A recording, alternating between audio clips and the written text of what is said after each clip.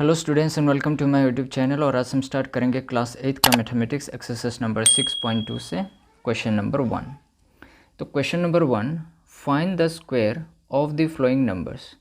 सो इन numbers का जो square है, इन स्क्वायर्स का नंबर हमें फाइंड आउट करना पड़ेगा। ठीक है स्टूडेंट्स, तो बहुत ही ईजी है, चलिए स्टार्ट करते हैं। तो सबसे पहले आप 32 का स्क्वायर बनाएंगे। तो 32 का अगर आप स्क्वायर करेंगे 32 इंटू 32, ठीक है, तो आप साइड में मल्टीप्लाई करेंगे। 32 इंटू 32 क्या होता है, तो 32 इंटू 32 अगर आप करेंगे तो 2 2 जा हो गया 4, 2 3 जा हो गया 6, 3 2 जा हो गया 6 और 3 3 जा हो गया 9। ठीक है, फिर आप प्लस करेंगे तो 4 6 12, 1 बचा तो यहाँ पे 10 हो गया। तो आपका जो आंसर है वो है 1024।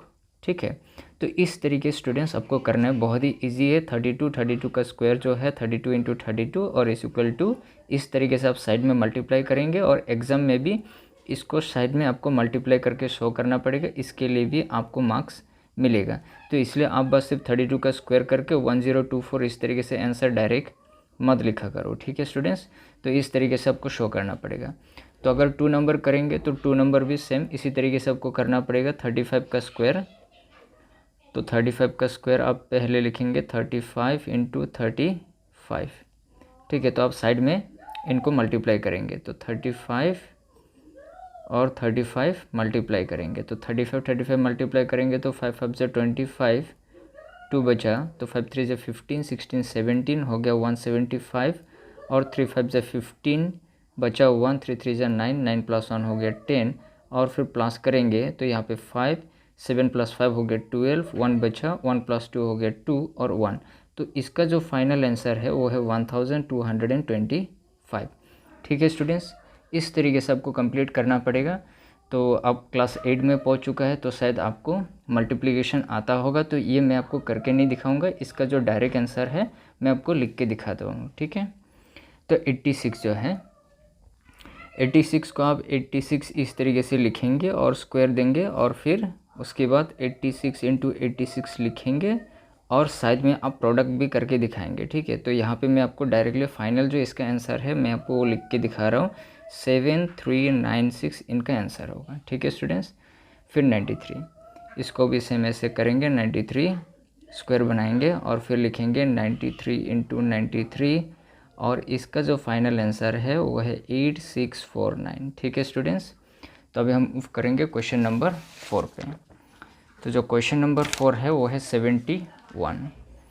तो 71 को आप कैसे करेंगे, तो 71 का स्क्वायर बनाएंगे और फिर 71 इंटू 71 और फिर साइड में आप प्रोडक्ट करके दिखाएंगे क्योंकि उसके लिए भी आपको मार्क्स दिया जाएगा। ठीक है, फिर यहाँ पे इसका जो फाइनल आंसर है वो 5041 होगा।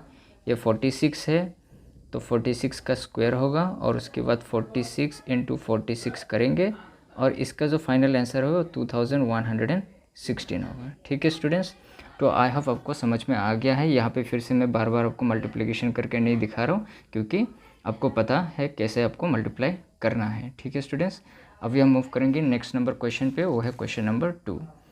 तो जो क्वेश्चन नंबर 2 है वो ये है, write a Pythagorean triplet whose one member is 6।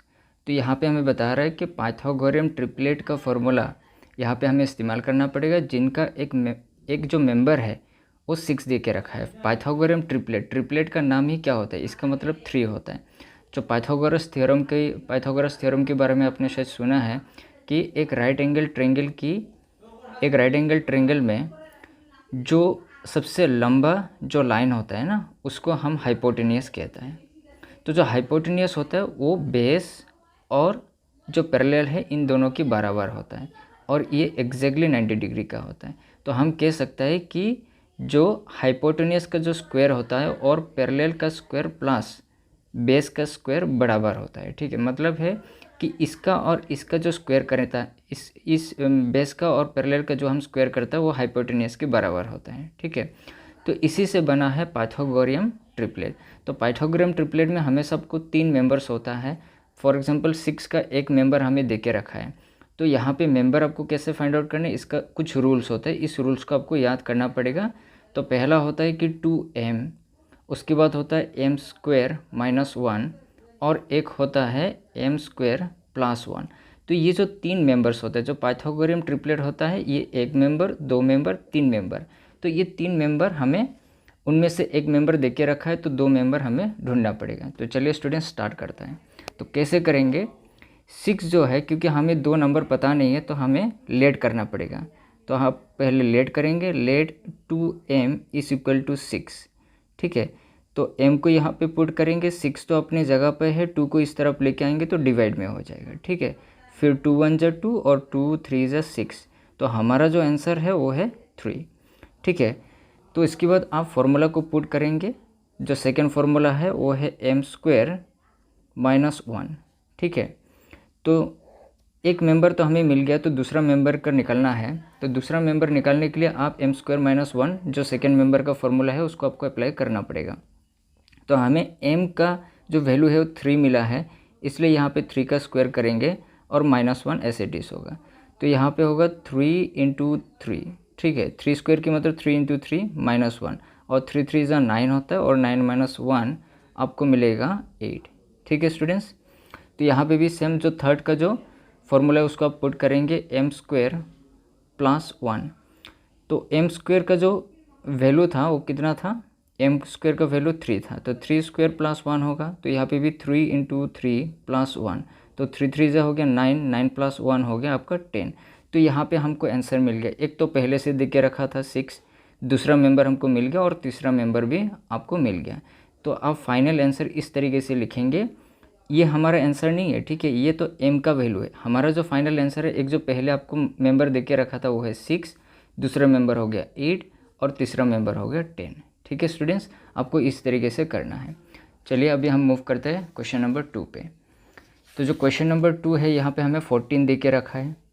तो 14 इसको भी सेम तरीके से आपको करना है। ठीक है, तो यहाँ पे आप लेट करेंगे। सबसे पहले late 2m is equal to 14। तो m का वैल्यू निकालना है, तो क्या होगा, 14/2 होगा, और इनका वैल्यू क्या होगा, 7 होगा। तो एक मेंबर तो हमको पहले से दे के रखा है 14। अभी हम फॉर्मूला पुट करेंगे, एम स्क्वायर माइनस 1। ठीक है, तो यहाँ पे होगा एम स्क्वायर, एम का वैल्यू क्या है, 7 है, स्क्वायर 1, और 7 7 जा क्या होगा, 49 माइनस 1, और 49 माइनस 1 होगा आपका 48। ठीक है स्टूडेंट्स, यहाँ पे होगा एम स्क्वायर प्लस का 1। तो एम स्क्वायर का वैल्यू क्या है, 7 का स्क्वायर और प्लस का 1, तो 7 7 जो हो गया 49, 49 प्लस 1 हो गया आपका 50। ठीक है स्टूडेंट्स, इस तरीके से आपको करना पड़ेगा। और इनका जो फाइनल आंसर है वो है आपका 14, फिर मिला 48 और फिर मिला 50। ठीक है स्टूडेंट्स, अभी हम मूव करेंगे 16 नंबर पे। तो 16 number same, let 2m is equal to 16। m का वैल्यू निकालना है, तो 16 डिवाइडेड बाई 2, इनका जो वैल्यू है वो 8 मिलेगा। ठीक है, फिर दूसरा करेंगे एम स्क्वायर माइनस 1। ठीक है, इनका वैल्यू क्या होगा, एम स्क्वायर 8 मिला है, तो स्क्वायर माइनस 1, तो 8 8 क्या होता है, 64 माइनस 1, तो 64 माइनस 1 होगा 63। ठीक है, फिर आप एम स्क्वायर प्लस 1, तो एम स्क्वायर तो 8 हो गया, 8 का स्क्वायर प्लस 1, 8 8 हो गया 64, 64 प्लस 1 हो गया 65। तो इनका जो फाइनल आंसर है वो है आपका 16, 63 और 65। ठीक है स्टूडेंट्स, तो इस तरीके से आपको करना है। तो हम 18 नंबर अभी 18 जो है उसको करेंगे, जो 4th नंबर है। तो लेट, यहाँ पे लेट करेंगे 2m इज इक्वल टू 18।